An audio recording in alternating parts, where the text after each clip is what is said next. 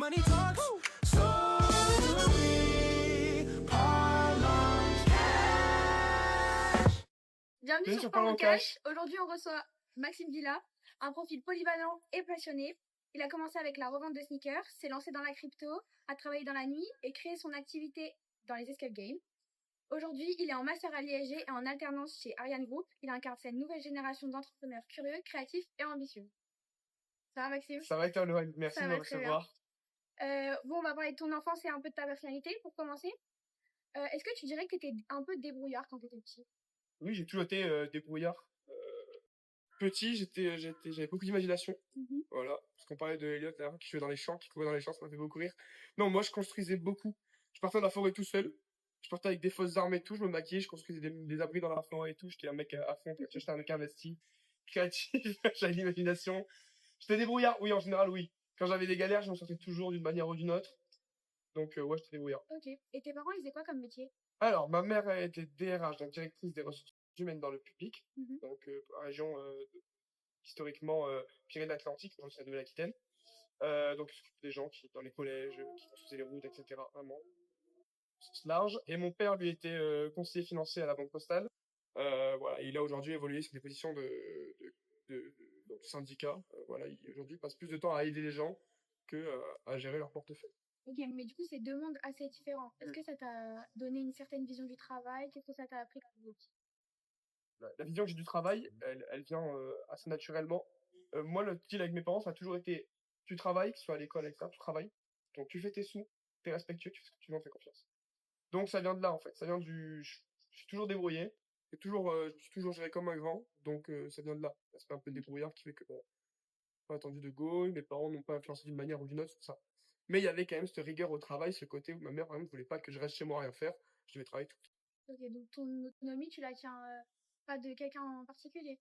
Non, non, l'autonomie, ça se développe tout seul. C'est par rapport à ton vécu, par rapport à ce que tu vois, ce que tu entends, ce qui se passe autour de toi. Moi, j'ai eu la chance, la malchance d'avoir mes parents qui se sont séparés tôt, comme beaucoup d'entre nous.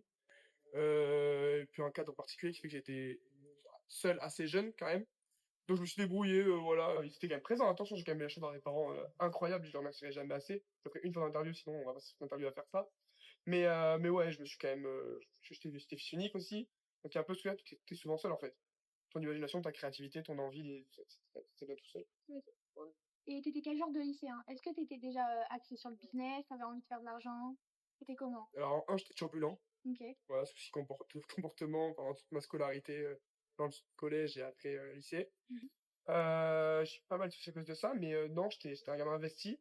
Moi, je suis quelqu'un, quand je suis intéressé, quand je suis passionné, je le fais à fond. Donc, pour les cours qui me passionnaient, j'allais à fond. Le reste, je le montrais très clairement, voire un peu trop.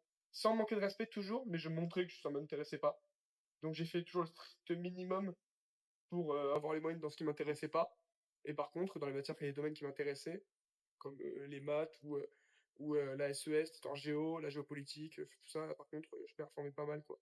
Mais j'étais pas du tout axé business, non, non. C'est tard ou juste vision là, jusqu'à présent, je me posais pas de questions jusqu'à tard de qu'est-ce que je vais faire des sous plus tard, qu'est-ce que je veux faire plus tard. Ok. Mais t'as fait de l'achat-revente, non? Sur Vinted? Ouais, Ok. ça bientôt, ouais. C'était quand ça? Ça, c'était du coup ça a commencé vraiment milieu lycée. Ouais, c'est ça. C'était un peu avant la période, ça. C'était vraiment au début de la période. Vous êtes plus jeune. Non, en vrai, vous êtes plus jeune. Je veux dire, 4 ans de différence sur des cycles, c'est court. Et on va dire, enfin, ce que je veux dire, c'est que j'étais vraiment au début de la période sneakers, où tu pouvais faire énormément de sous avec des drops, des cops. Je sais pas si vous connaissez un petit peu tout ça, mais voilà, je suis vraiment arrivé vraiment aux prémices de tout ça. Parce que moi, j'étais assez branché, ça va avec, hein, j'étais assez branché street art, j'étais assez branché musique, etc. Et ça allait un peu avec tout ce domaine de street culture. Ça allait avec la sneakers. Et donc moi, je suis entré dedans très très jeune, très tôt. Et puis en fait, voilà, en fait, comme je me lasse vite de mes affaires, j'ai commencé à revendre. Puis j'ai fait une plus-value. Donc je me suis dit, bah, en fait, il y a peut-être quelque chose à faire là. Puis au fil du temps, bah, j'ai acheté, revendu. J'ai augmenté mon stock jusqu'à ce que dans ma chambre, il y ait beaucoup de paires. Et je me dis, ah, il y a peut-être quelque chose à faire là. Et donc là, ça a commencé par Vinted, etc. Et après, Ok. C'est quoi la première paire que t'as vendue? T'en souviens? ma première grosse affaire en cheveux, c'était avec une Spiridon Stussy. Spiridon Stussy Cage, c'est une Stussy, une Stussy un peu crème. Et je l'avais chopée sur Vinted, je crois. Je sais pas, rien, 60 balles, un mec qui connaissait rien. Je la récupère chez moi, je la nettoie, tac, tac, tac, tout carré. Je la revends 300, 350, je crois. Et après, j'enchaînais tout ça. En fait, je faisais beaucoup de refund de seconde main et je revendais après derrière en très bon état. Et voilà. J'étais pas dans le neuf, les copes, tout ça, avec les bottes et tout, c'était pas. Mais j'en ai fait aussi, mais bon. Ok. Mais Ouais. tu faisais pour le kiff ou vraiment pour l'argent? Ouais, tu pour le kiff au début, parce que les paires, tu les portes un peu, tu peux flex un peu. En plus, tu vois, Insta, t'es jeune, la paire que j'ai, les gens en parlent, c'est une kiwi comme peau. Je me rappelle, j'étais le premier à avoir un Suit Off-White, à avoir des Yeezy, tu vois, ça claque un peu, donc on te connaît pour ça, tu te dis, ah ouais, c'est cool. Mais sinon, ouais, quand tu commences à faire un petit peu de sous, que t'es jeune, qu'on n'a pas la même. Voilà, aujourd'hui, on a pas de loyer à payer, j'avais rien à. Quand tu chopes 300 €, la somme, elle est astronomique, surtout à cette époque-là, à 16 ans. Donc voilà, donc ouais, c'était un peu pour les deux, quoi. Le kiff, mais en même temps, ça nous a apporté aussi. Ok. Et comment t'apprenais à gérer les marges, les prix, les clients? Parce que tu devais avoir beaucoup de discussions sur Vinted. Ouais, c'était même pas que Vinted, après on avait fait des groupes. Ouais. On avait des groupes, donc sur Discord, etc., Mhm. avec différents revendeurs, on chopait les. Comment je gérais ça? Je suivais le prix du marché, je me mettais un petit peu en dessous. Mon but c'était de débiter, c'était pas de faire des grosses marges. Du moment où je faisais un bénéfice, où j'avais pu porter la paire, voilà, ça m'allait quoi. C'était pas un aspect vraiment performance économique tout le temps. Ok. Et qu'est-ce que t'as appris de plus important dans cette période-là? Les fluctuations du marché, le fait tu vois, d'avoir des modes, où t'as des paires qui vont à un certain mois coûter 2300 €, ça peut monter jusqu'à même plus. J'ai eu des paires en main, 4000, 5000 € sur les paires derrière. Et inversement, des paires qui en fait, après un peu une hype, peuvent redescendre. Suite, par exemple, j'ai l'exemple parfait de Travis Scott avec Astroworld. En fait, ça avait fait baisser drastiquement la cote des paires, suite à l'arrêt de la collaboration avec Nike, etc. Donc voilà, enfin, il y a eu plein de. C'est un peu ce truc-là qui reviendra tout le temps, je trouve. Je trouve que dans chaque chose, il y a des cycles. Et dans la sneaker, c'est la première fois que je l'ai réellement vu, ce cycle-là. Avec cette hausse, cette baisse de prix drastique, je comprends pas vraiment pourquoi. Et chercher les sources de tout ça. Ok, maintenant on peut passer sur les cryptos et les NFT. Ouais, Donc t'es arrivé comment dans la crypto? pareil, j'arrive à l'école, on parle un peu de ça. Moi, je suis quelqu'un, comme je vous dis, je suis un mec qui aime bidouiller, c'est-à-dire que je tombe un peu aléatoirement dessus. Mhm. C'est parti de même, je crois. Je suivais pas mal d'influenceurs, je veux dire, influenceurs business déjà. Là, je commençais après les sneakers, mais c'était les gars qui faisaient la passation, tu vois. Ils sont passés du sneaker, ça doit se reconvertir dans d'autres choses. L'achat-revente de ça, ok, c'était bien, mais après, ils sont pas mal partis donc dans la crypto, plein de choses. Et moi, j'ai un peu suivi cette évolution-là en me disant, ok, c'est quoi le prochain marché qui va arriver, la sneakers? Comment ça se finir? Qu'est-ce qu'on va ensuite? Et c'est là, en fait, j'ai entendu parler de pas mal de trucs. Moi, c'était vraiment le tout début du Sol, du Solana, de l'Ethereum, tout ça. Je suis un peu rentré sans vraiment savoir. En même temps, je suis arrivé à l'ISG à Bordeaux. On nous parlait beaucoup de finances, de marché, tout ça, tout ça. Mais ça m'intéresse pas. Ça m'intéresse, attention, hein, comprendre voilà, l'image économique, ce qui se passe, etc. La macro, c'est bien. Mais moi, c'était cet aspect-là de spéculatif qui me faisait kiffer, de pas comprendre vraiment pourquoi. Et de me renseigner sur pourquoi cette toute-là donne, pourquoi pas une autre, les projets derrière, etc. Et voilà, c'était encore le début, donc j'étais un peu dans ce truc-là où je me disais, ouais, je suis encore en avance, donc je m'y renseigne à fond. Je suis tombé dedans un peu aléatoirement, mais je suis tombé dedans, enfin plus. Ok, est-ce que tu te rappelles de ton tout premier investissement? Ouais, projet Rules, projet par le règlement sur YouTube. C'était, pour faire simple, des NFT, donc des cartes de rappeurs émergentes qu'on ouvrait en fait, voilà. Et t'avais des cartes aléatoires dedans et des cartes qui avaient de la valeur, t'avais des cartes plus ou moins rares, etc. Ça s'achetait avec de l'Ethereum à l'époque où l'Ethereum valait 10 fois moins que ce qu'il vaut aujourd'hui. Donc j'ai investi, je crois que j'ai commencé avec 90 balles. J'ai mis, tu sais, un truc à l'anniversaire ou quoi, j'ai mis Ouais. 90 balles dedans. Et après, c'était monté sur la valeur des cartes quelques mois après à 500, 600, 700. Parce qu'en soi, le prix de la carte n'avait pas vraiment bougé pour l'Ethereum. Par contre, la valeur d'Ethereum, elle avait augmenté. Donc la demande avait augmenté, derrière, le prix avait augmenté. Donc, voilà. Et ça, c'est mon premier petit investissement. Ok, je comprends un peu comment tu fais des sous sur ça. Voilà. Ok. Et est-ce que t'as appris quelque chose sur le risque en investissant aussi jeune? Alors, aussi jeune, non. Si, parce que j'ai claqué des sous bêtement. J'étais rentré dans tellement de projets, en fait, je me suis éparpillé vachement. Des projets même perdus sur Discord, des vieux mecs qui avaient créé un écosystème qui s'appelait Lézardland. Donc, c'était des faux lézards, pareil, comme un peu les cartes, c'était aléatoire, on avait un lézard aléatoire. Les lézards étaient plus ou moins rares. C'était des NFT, hein, ça avait les monkeys et tout ça, là, mais. Et voilà, moi, j'achetais des lézards, j'achetais des investissements sur des lézards. Donc, le jour où ça baisse, bah, ton lézard, il vaut plus rien. Et donc, voilà, c'est un peu la connerie qui m'a fait perdre Ok. des sous, entre autres. Mais du coup, est-ce que t'as quand même un conseil à quelqu'un qui débute? Ouais, investissez long terme. Te perds pas dans toutes ces mêmes coins, ces trucs avec cette envie d'argent facile. Voilà long terme, voilà. Ok. Maintenant, on va parler de tes expériences professionnelles. Donc, la banque, la nuit. Donc, déjà, pourquoi t'as voulu tester la banque? Parce que mon père bossait là-dedans, il veut pas trouver de stage. Tu vois, Ok. c'est assez bête, hein. Mais c'est pareil, en fait, j'ai commencé pareil, donc sur la banque, je suis arrivé à mon postal, chargé de clientèle. Et puis vite, on m'a dit, mais en fait, tu voudrais pas faire un peu, on dit déjà, conseiller financier, etc. Et donc, en fait, vite, j'ai passé, entre guillemets, les mini-strates internes, en disant, bah, ok, avoir des postes plus d'observation, etc. Puis mon père, qui, à l'époque, gérait un peu le bureau, j'avais une vision beaucoup plus globale de tout ça. J'avais les équipes, j'avais les plannings, j'avais tout ce qu'il y a derrière, l'aspect sécurité. T'as beaucoup disons, moi, j'avais des grosses formations sur la monnaie fiduciaire, sur les fausses monnaies. Donc, c'est quelque chose que je mets encore en avant aujourd'hui. Et en fait, aléatoirement, ça m'a quand même plu, mine de rien. Est-ce qu'il y a un truc qui t'a vraiment marqué dans un cadre comme ça qui est assez rigide? Là, il y avait des gens, je voyais des gens, je me rappellerai toujours, je voyais des comptes, tu sais, tu racontes des gens et tu vois, les gens, ils ont peut-être 1 million, 1,5 million, qui est sur un PEA, qui est, je sais pas, le terme, livré sur délivré, sur Ouais. balade et tout. Et tu te dis, putain, mais qu'est-ce que les gens auraient pu faire avec ça, tu vois? Aujourd'hui, tu as un investissement immobilier, tu as plein d'investissements différents qui sont beaucoup plus rentables et beaucoup plus intéressants sur le long terme que laisser tes sous sur un compte, quoi. Si tu as beaucoup d'argent sur ton compte en banque, c'est que t'es pas bon. Ouais. Tu vois, sur ton compte courant, tu as besoin d'avoir de quoi faire, de quoi manger dehors le week-end, de quoi sortir en boîte, mais tu as besoin d'avoir 5 000 euros sur ton compte en banque, ça sert à rien. C'est de l'argent qui dort, c'est de l'argent que tu pourrais investir. Je suis d'accord sur ça. Ça, j'en suis compte plutôt après. Après, tu bossé dans la nuit. Donc, Ouais. comment tu passes de la banque à la dame? Qui est derrière nous d'ailleurs. Qui est derrière nous, Si vous bateau regardez la rouge, là-bas. vidéo. Bon, en fait, si tu veux, moi, j'étais dans le. Je voulais juste travailler. Juste travailler, chercher quelque chose qui rapporte plus. J'ai toujours envie d'aller voir plus loin de chercher. Et je me disais, bon, je suis quelqu'un quand même j'ai toujours joué aux jeux vidéo, etc. Donc j'ai toujours joué tard, j'ai un rythme assez décalé. Ça me dérangeait pas de bosser la nuit. Et je voyais en fait les salaires quand tu bosses dans le monde de la nuit, je me disais, ça m'intéresse peut-être plus que bosser la journée le week-end. Donc autant bosser la nuit, donc le vendredi soir, le samedi soir, dans un club qui en plus me plaît. Alors la dame, c'est pas ce que c'était aujourd'hui, hein. C'était moins cool, etc. C'était moins hype. Mais j'ai adoré bosser là-bas. J'ai rencontré des personnes super sympas.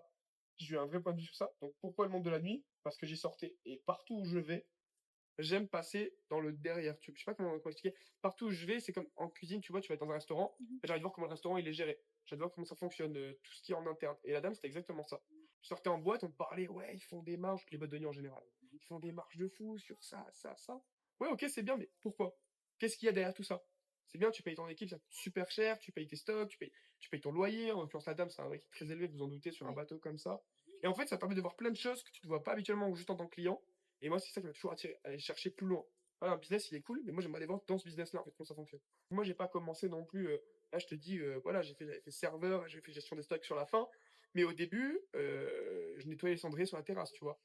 C'est ça aussi, c'est que peu importe le job que j'ai fait, depuis 14 ans, je faisais les maïs, tout ça. Enfin, vraiment, j'ai fait tous les jobs possibles et j'ai jamais été demandeur de tout ça. Ok, maintenant on va parler des escape games. Allez. Comment t'as eu l'idée de te lancer dans ça? Vas-y, explique-nous. Alors, depuis que je suis petit, je suis passionné d'horreur. Ok. D'horreur à bloc, mes parents me mettaient devant Buffy contre les vampires. J'avais 4 piges. Et donc, voilà, ce truc-là de, voilà, toujours l'horreur, ça me fait triper. Dès qu'il y avait un événement d'horreur, que ça soit à Bordeaux, à Paris, un truc, voilà, je voulais le faire. Fil du temps, l'escape game, ok, j'aime bien l'aspect énigme, etc. Et puis un jour, j'ai testé les games d'horreur et je me suis fait, ah ouais, en fait, c'est vachement mieux. L'aspect acting, l'aspect décor qui travaillait, moins l'aspect énigme, mais plus l'aspect réaliste, tu vois. Je suis passé de cinéma aussi, donc t'as un peu tout cet aspect-là qui revient, en fait. Comment écrire un scénario, comment faire monter la pression des gens, etc. Et je me retrouve à candidater chez The Hostel. Donc c'est la plus grosse entreprise d'escape game d'horreur bordelaise. Voilà, ils ont une dizaine, vingtaine de salles. Et en fait, j'ai postulé chez eux parce que je cherchais un job en plus de la dame. Je bossais le week-end et la semaine, du coup. Et je me disais, bah voilà. Et donc, je suis arrivé dedans un peu par hasard, sur en plus des salles, pas leur meilleure salle, quoi. C'est pareil, tu commences un peu en bas. J'ai commencé Game Master. Game Master, c'est quoi? C'est pour faire très simple, faut avoir honte de rien parce que tu mets un masque de clown, tu poursuis des gens pendant 1 heure, tu ranges leur salle, tu vas activer des leviers, etc. Tu vas faire leur partie. Mais tu suis une partie qui n'a pas été créée par toi, tu es dans un décor qui n'a pas été créé par toi, avec des costumes plus ou moins réalistes, que des fois tu trouves chier, des fois tu trouves ça nul, des fois je fais ça nul, je suis en mode temps c'est nul ce que je fais. J'aimerais mettre les clients encore plus, tu vois, dans le stress, dans la peur, dans l'angoisse, j'aimerais pousser le truc, et je pouvais pas, j'étais bridé par rapport à ça. Ce qu'ils me proposaient donc, le forfait était à 27 € la partie. Une partie étant environ 1 heure, t'as la préparation 15 minutes avant, le rangement 15 minutes après, sur 1 heure et demie tu fais 27 €. Pour atteindre du SMIC, c'est beaucoup plus intéressant déjà. Ouais. Alors, t'avais ton taux d'imposition, etc. T'avais l'ACRE en première année. Pour les jeunes qui veulent se lancer dans l'entrepreneuriat, pensez à le demander. Ouais. Et le demande là, c'est 11% d'impôt au lieu de 22. La première année, c'est toujours important. Ok. J'avais fait ça, et en fait, c'était plus rentable. Mais j'étais bridé, je me disais non, faut que je gagne plus. Et donc là, par rapport à ce que j'avais débloqué un peu à Liège et tout ça, je me suis dit, mais qu'est-ce que je peux faire de plus? Qu'est-ce que je peux apporter? Et en voyant les réseaux sociaux, en voyant le site internet, en voyant les avis des gens, en voyant les décors, en voyant tout ça, je me suis dit, mais en fait, il y a trop de choses à faire. Et je me suis dit, ben, ce que je vais faire, c'est que je vais me lancer à mon compte, mais pas comme Game Master. Je vais dépanner en tant que Game Master, mais je vais plutôt passer sur l'aspect derrière, vraiment créateur, c'est quand même concepteur, si on peut dire, conseiller. Où là, je vais aller directement avec les patrons et leur dire, ben voilà, ça va pas, ça va pas, ça va pas, ça va pas. En tant que client, moi, j'ai cette expertise client. J'ai fait les plus grosses équipes de Paris, de Madrid, de trucs, j'ai une connaissance folle sur ce milieu-là. J'ai des idées. Mes idées, je les donne pas gratuitement. Je suis pas salarié, je truc. Aujourd'hui, je suis entrepreneur, donc voilà. Si ça vous va, on fait ça. Je vous propose des temps. En fait, je vendais comme des formats horaires. Je disais, ben voilà, je vous fais une journée de formation où je vais former les équipes, en discuter avec eux de qu'est-ce qu'ils voudraient, etc. Voilà, j'ai fait des propositions. Certaines ont été acceptées, d'autres non. J'ai bossé avec 2 gros escape games à Bordeaux et ça a assez bien fonctionné jusqu'à que, en fait, le marché est pas énorme en soi. Le marché est Ouais. pas énorme à Bordeaux. T'en as 3. On dirait que t'as 4 gros escapes, 2 avec qui j'ai pas besoin de bosser parce qu'ils sont déjà très bons, un qui a refusé et 2 qui ont accepté. Et donc là, le deal maintenant, c'était de voir est-ce que je continue dans le conseil et je pars sur Paris ou sur Toulouse, ou est-ce que c'était juste j'arrête et là je passe à monter ma structure. En semestre, innovation et entrepreneuriat, Ouais. on devait créer un concept et moi mon concept à moi c'était le concept Run. Il y a une vidéo qui va arriver très vite sur mon LinkedIn, je fais une petite autopromo, Y a pas voilà, de sur souci. Run. Sur Run. Run, du coup, c'est mon concept d'escape game, mais poussé à son paroxysme. Ok. Donc j'ai travaillé sur ça pendant 6 mois à l'Université de Laval, donc c'est maintenant 1 an et demi que je bosse sur le truc. Et en fait, c'est ça. Et quand je suis revenu d'ici, je me suis dit, bon, ok, maintenant j'ai l'expertise de vendre ces conseils-là. J'avais eu l'expertise en tant que Game Master, j'avais eu cette vision-là, vraiment business, ok, les coûts, comment ça fonctionne, où trouver des fournisseurs, comment améliorer sa salle, comment conceptualiser une salle en elle-même. J'avais été voir sur le marché américain ce qui se faisait, et je suis arrivé en disant à Bordeaux, ben voilà, moi les gars, maintenant je sais faire ça, je printemps. Et ça a commencé comme ça, et en fait, c'est après quand tu commences à faire des sous, dans ce milieu-là, tu te dis, ben, j'ai trouvé une niche, quand tu parles avec les gens, ils disent, ah ouais, et tout, et tu racontes, les gens sont souvent stupéfaits. Ouais, c'est une niche, je fais pas bosser dans les niches. C'est bizarre de dire que je suis pas un clébard, mais tu vois, c'est ça, tu trouves vraiment quelque chose qui te plaît, parce que moi, j'adore ce milieu-là, et en fait, tout ce que tu travailles, bah, tu travailles comme vraiment du travail. Ouais, ok. Voilà. Mais c'est pas trop compliqué de donner des conseils à des gens plus âgés que toi? En fait, c'est une idée reçue, je trouve. Tu vois, ils ont des choses à nous apporter, et on a des choses à leur apporter aussi. Les personnes qui se remettent pas en question, faut pas essayer de les aider. Si la personne, elle pense qu'elle est plein de top skillés que toi, laisse-la dans ce truc. L'âge, ça veut rien dire. Chacun a son domaine, chacun a ses prédilections, et donc en fait, faut travailler avec ça. Donc non, moi, si t'as 50 balais et que tu me dis, ouais, t'es un petit con, ouais, tu vas pas faire mieux que moi ce que je vais faire, ok. Bah, la tendance, celui qui a dit non à l'escape game, bah, je pense que peut-être qu'il regrette un peu des fois. Quand tu vois les autres escape games, il fait, ah, c'est quand même bien. Voilà, donc non. Donc, bah, tant pis pour eux, quoi. Voilà ce que je me dis. Ok. Est-ce que cette expérience, ça t'a appris vraiment quelque chose de précis sur toi-même? Ou ça a développé quelques compétences, quelque chose dans ta vie? J'ai appris que je pas ne pas travailler. En fait, je savais que j'aimais le travail, j'aimais bosser, j'aimais bosser parce que j'aime prendre des sous aussi, hein, c'est pas charmant. Mais en fait, je me suis dit, mais en fait, j'adore bosser. Genre là, je fais des week-ends maintenant où je bosse pas. Ça me, chez moi, je tombe en boucle. Je vais jouer un peu, je vais à la salle et tout. Tiens, c'est pas, je m'ennuie, genre. Donc ça m'a appris que, ouais, le goût du travail. Avant, j'avais la valeur du travail un peu, tu vois, l'importance du travail, mais j'avais pas le goût du travail. Là, je dis, j'aime travailler. Plus tu vas me donner à bosser, plus je vais aimer ça. Ce truc-là de métier passant, j'y croyais pas. Les gens qui me disaient, ouais, moi, je serais heureux quand je ferais mon métier passant à 60 balais, à 50 balais, je fais ma famille. J'y croyais pas. Et en fait, c'est vrai. Et quand tu vas bosser dans un truc que t'aimes, bah, tu vois pas le temps passer et ça te dérange pas. Voilà. Est-ce que t'as une erreur que t'as faite en tant qu'entrepreneur que tu retiens? Faut que je prenne mon téléphone, si j'ai noté, j'ai Ok. resté Ouais, putain, si. Le manque d'organisation. Ok. Ouais, moi, je suis un mec, voilà, j'allais beaucoup en mode je suis auto-entrepreneur. C'est un peu ma devise, tu vois. Je suis auto-entrepreneur, je suis pas besoin de préparer, pas besoin de trucs. Et en fait, au contraire. Au contraire, maintenant, j'ai des templates pour chaque facture, je sais exactement comment ça fonctionne. Le moindre doute, je l'ai préparé au préalable. Tous mes entretiens, tous mes rendez-vous, tous mes mails, tous mes appels téléphoniques sont préparés au préalable. Là, au niveau de l'organisation, je suis beaucoup plus carré. J'avais des relances, là, tu vois, j'avais des appels à passer pour le public, pour le projet Run. Voilà, parce que le but de Run, en fait, je vous explique rapidement, c'est privatiser un espace public pour mettre en avant la culture. Et derrière, toi, dans un espace public, tu vas intégrer un aspect horaire. Je vais du coup utiliser le domaine du Bourget. Eux, ça mettait en lumière du coup cet aspect culturel-là, parce qu'ils voulaient remettre en avant le domaine du Bourget. Moi, j'ai appuyé sur l'histoire du domaine du Bourget avec un ancien avocat qui, bon, sur l'historique du lieu, quoi. Ouais, ok. Et derrière, on avait créé l'histoire, en fait. On avait détourné la vraie histoire en disant, ben voilà, cet ancien avocat-là, en fait, on avait dit qu'il y avait des pratiques occultes, etc. Scénarisé autour de ça, on avait préparé 40 acteurs. Engin son, lumière, on a préparé toute une zone. En fait, c'était un putain d'escape game d'horreur énorme à l'extérieur. Voilà comment privatiser le truc. C'était pour Halloween, à la base, sur 3 soirs, on faisait un escape game horreur immense à l'extérieur, avec de la course, 40 acteurs, de fou. De fou, voilà. Tout était bon, là. La com était prête, tout était bon. Et voilà, et en fait, après 3-4 mois de discussion, 3 semaines avant, on me dit, on a mis une semaine dans 6 mois, on veut pas se mouiller au niveau des assurances. C'est juste des assurances. Les assurances, c'est hyper chiant, ça aussi. Ils voulaient pas prendre de risques. En fait, ils ont pas voulu prendre de risques. Donc c'est pour ça, fuck. Ok. Pour l'organisation, je suis parti sur un peu tout, mais ouais, voilà, quoi. Ok. Être organisé, que tout soit carré. Peut-être que si j'avais pris ces rendez-vous encore au préalable, si j'avais fait les contrats, si j'avais fait que ce soit signé au préalable, parce que en fait, j'ai récupéré de super contacts, les adjoints au maire, j'ai récupéré des élus. Franchement, j'ai jamais aussi bien préparé mon truc, tu vois, mon attaque. Et j'étais très bien placé, et malgré tout, ça n'a pas fonctionné. Et donc là, je me suis dit, ok, pourquoi? Bah, parce que c'était pas obligé. Il n'y avait pas de contrat, il n'y avait rien concrètement qui était signé. Moi, je suis parti dans mon trip tout seul, je suis parti tout droit. Et en fait, j'étais très déçu. Mais non, c'est un d'être déçu. C'est pour ça que j'ai un peu la colère encore en moi. C'est récent encore, mais. Donc voilà, donc l'organisation. Je pense que ça a été plus organisé sur certaines choses, ça aurait été mieux. Ok. Mettre des rappels, renvoyer des messages là, ça suffit pas.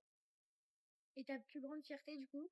Ouais, ben, gros cadeau que j'ai fait à mes parents. Ok. Ouais, c'est ça. Ma mère, chez Hermès l'an dernier, elle voulait des bracelets et tout. Bracelet Hermès, cap Ok, Hermès, trop bien. voilà. Et mon père, ouais, mon père, s'il va voir sur sa vidéo, il va voir sa bécane. Je vais lui acheter une bécane. Ok. Si tu devais donner un conseil à quelqu'un qui veut se lancer sans trop d'expérience, ça serait quoi? J'en parlais tout à l'heure, mais c'est vraiment s'intéresser au secteur. En fait, tu ne peux pas réussir dans quelque chose qui ne te plaît pas. Et c'est vrai, j'y croyais pas, mais c'est vrai. Ok. Intéresse-toi à ce que tu fais, intéresse-toi à ce que tu veux faire, et essaie de majorer, minorer les risques un peu, comment on dit, de prédire les risques. Ok, qu'est-ce que tu risques? Rien? Vas-y. Tant pis, au pire, dans tous les cas, j'ai pas de conseil à te donner. Bah, du coup, on va parler de ton alternance. Ok, C'est un milieu très structuré comparé à l'entrepreneuriat, les escape games et tout. C'est vraiment différent. carrément. Ça t'apporte quoi, en fait? Des process, une structure pro, hein, bah, c'est carrément ça, c'est ce qui me manquait. L'entrepreneuriat, c'est bien, mais je sens la vraie distinction entre le avant l'alternance, après, où j'arrive à prendre vraiment cette posture professionnelle. Et aujourd'hui, quand je vais sur des salons, sur d'autres choses, ben, on me voit pas de la même manière. Parce que, certes, j'ai mon entreprise, tout ça, mais quand tu dis ben, que je suis alternant et un petit business développeur chez Ariane Group, les gens ont conscience des process, les gens ont conscience des contrôles, de tout ce qui est fait au préalable. Dans la défense, c'est pas facile. Donc, il y a cette posture professionnelle qu'on est obligé d'avoir et d'adapter et de travailler pour subir. Aujourd'hui, tu te définis comment? Entrepreneur, consultant ou un peu les deux? Ah, c'est une bonne question. Je me définis comme entrepreneur à 100%, parce que pour moi, dans le terme de consultant, il y a l'aspect de gros historique, gros bagage, ancienneté plutôt. Tu vois, il y a ce truc-là de je suis consultant. Moi, je vois des docteurs en management, des choses comme ça, tu vois, les gens qui ont eu des doctorats là. Ouais. Ok, tu peux dire que tu es consultant. Quand tu es comme moi, que tu es encore un jeune entrepreneur et que tu fais du conseil, de la strat et tout, ouais, mais t'es pas consultant. Ouais, je mets ce terme-là sur mon LinkedIn, je crois, j'ai mis ça sur mon LinkedIn, consultant, ouais, ok. C'est du bullshit, les gars, croyez pas ce qu'il y a sur LinkedIn. Mais non, ouais, non, je suis entrepreneur plutôt. Ce terme me convient mieux. Ouais. Ok. Et tu préfères créer ou améliorer, du coup? Enfin, créer, je sais pas quand les choses viennent de moi. Mais s'il faut améliorer quelque chose, c'est que je sois gagné ou vraiment. En fait, améliorer, tu peux créer en améliorant, tu vois ce que je veux dire ou pas? Oui. Mais voilà, donc moi je pense créer en général, mais améliorer c'est bien aussi. Tout est bon, en fait, tout est bon à prendre. Dès qu'il y a une posture de ok, on avance, c'est bon.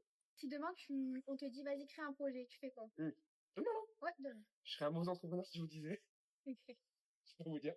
J'ai des idées dans plein de domaines différents. Mais Et c'est quoi ton moteur aujourd'hui? L'argent, la liberté ou l'apprentissage? mon moteur, c'est l'apprentissage qui permet de rendre de l'argent, qui permet d'avoir la liberté. Ok. Non, c'est une réponse pour savoir. Tu l'as préparé?